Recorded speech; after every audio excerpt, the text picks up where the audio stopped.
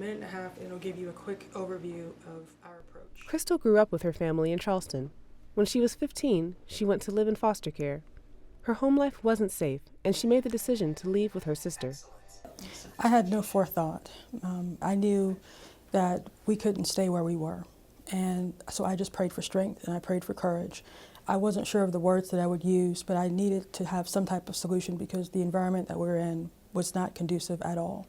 And so I had no forethought about where we would be, if I would be homeless, if we'd move in with a relative. I just knew that if we didn't do something critically, my sister would probably not be with us today.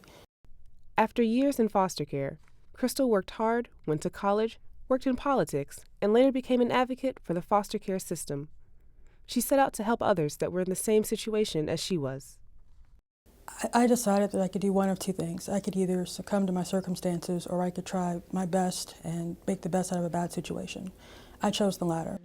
Through her advocacy, she has worked with several organizations, including the Midlands Foundation for Foster Children, an ancillary group that fills in when the Department of Social Services cannot. And we provide extra money for scholarships because the state is limited as to what they can do. We help with camps, and the state is limited with that. So what we do is we supplement what they need. And then to help that they have a good Christmas, we take care of the teens. And then we give them, a Christmas present, a Christmas bonus. And then, to urge them to stay in school, they become aware of our party that we do at the end of the year for the seniors.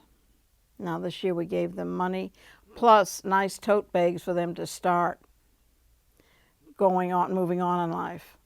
I'm a product of my community, but the Midlands Foundation specifically provides scholarships to kids that are graduating from high school. They provide scholarships to kids that are going to college. They also provide something that we think of that's a very common commodity to all of us. They provide backpacks and they provide luggage. Let's think about that. So you may ask why. I remember very keenly moving from CYDC to my first foster home, moving all of my possessions in a knapsack and a black hefty trash bag. Think about the symbolism of what that says. You've already gone through a traumatic event and now you're moving all of your worldly possessions in a hefty trash bag.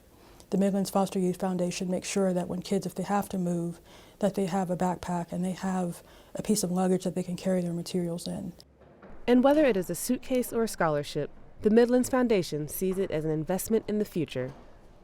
I mean, you got to realize those children are going to be the future of this country. So it's up to us as adults to make sure that we provide as good an influence as we can, help them get as much education as we can. Like you look at Krystel.